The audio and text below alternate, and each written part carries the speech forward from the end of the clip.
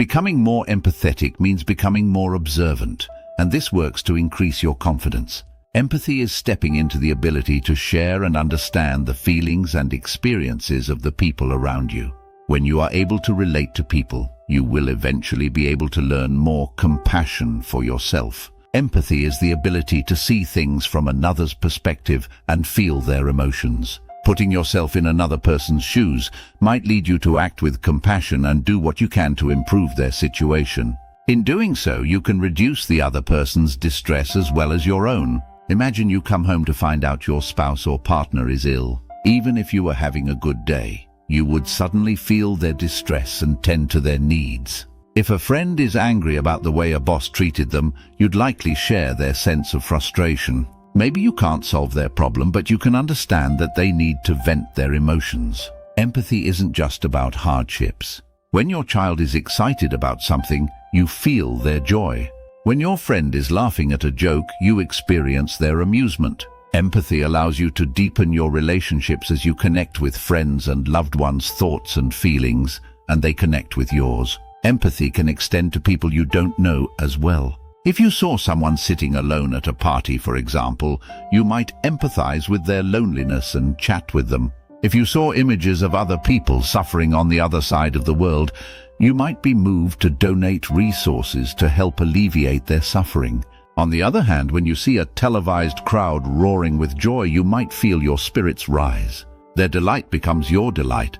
While the two words are often used interchangeably, there is a difference between sympathy and empathy. Unlike empathy, sympathy doesn't involve sharing what someone else feels. When you're sympathetic, you care about the person's problem or misfortune and feel sorry for their suffering, but you don't fully feel their pain.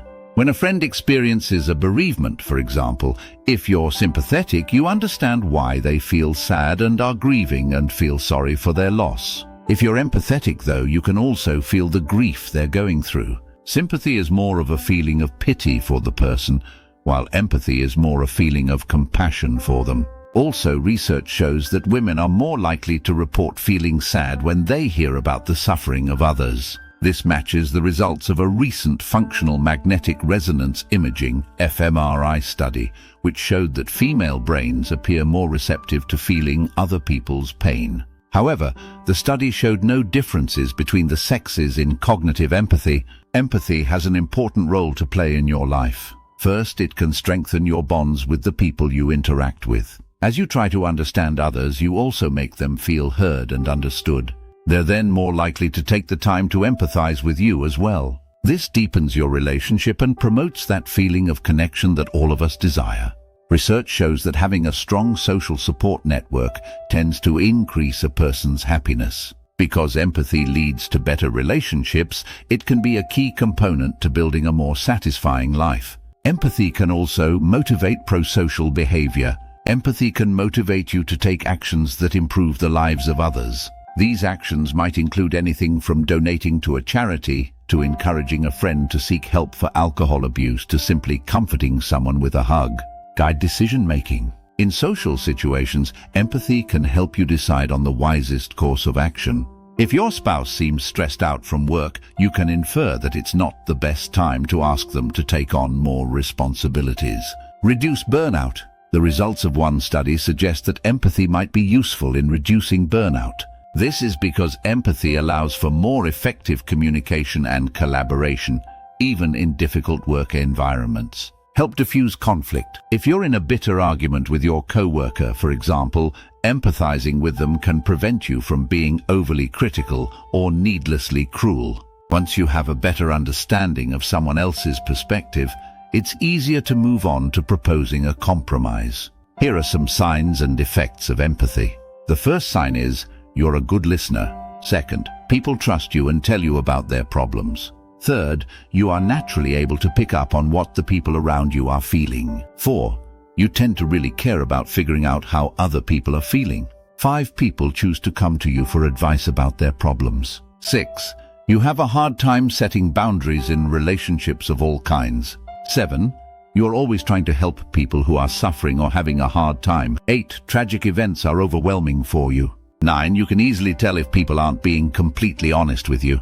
And 10, you care deeply about the people you love. Empathy isn't something that you either have or don't have. Some people have a high degree of empathy, while others have lower empathy. If your empathetic abilities are on the lower end of the spectrum, you might feel indifferent to other people's pain. For example, if a friend's house is burglarized, you might say or think, well, that wouldn't have happened if you were more careful.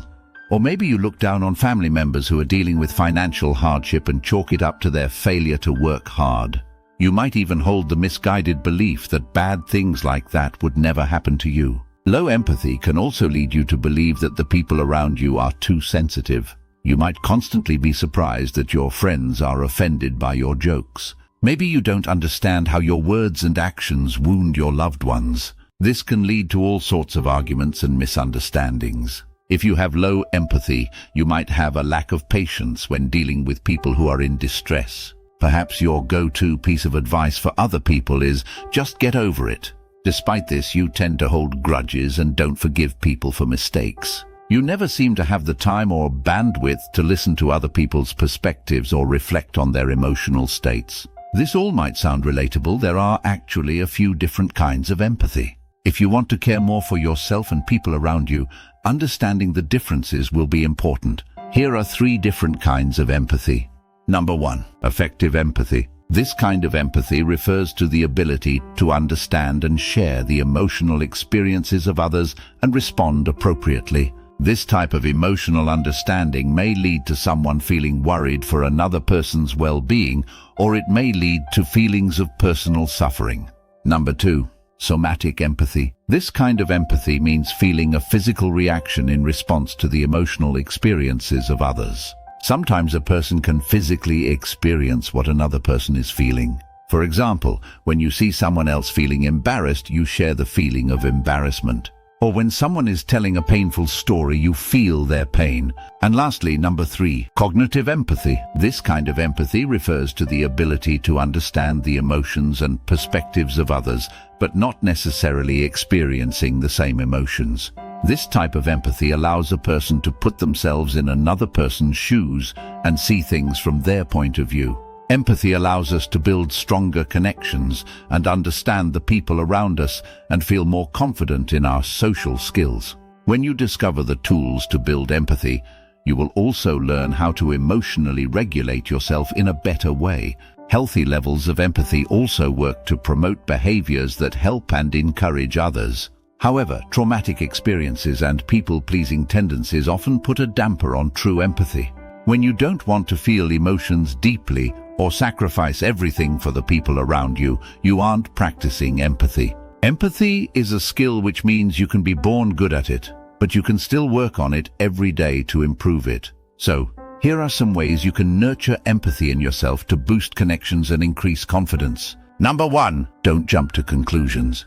Number 2, focus on your listening skills. Number 3, pay attention to the body language and non-verbal cues of the people around you to understand what they are feeling. Number 4, be willing to embrace your own vulnerability and open your heart to the people you are close to. Number 5, ask people more questions to get to know them better. Number 6, really ask the people around you how they are feeling or doing, because you care, not because it is a habit. Number 7, look for ways you and other people are similar instead of focusing on your differences. And lastly, number 8, practice small acts of kindness daily. Thank you for watching. Don't forget to like, comment and subscribe.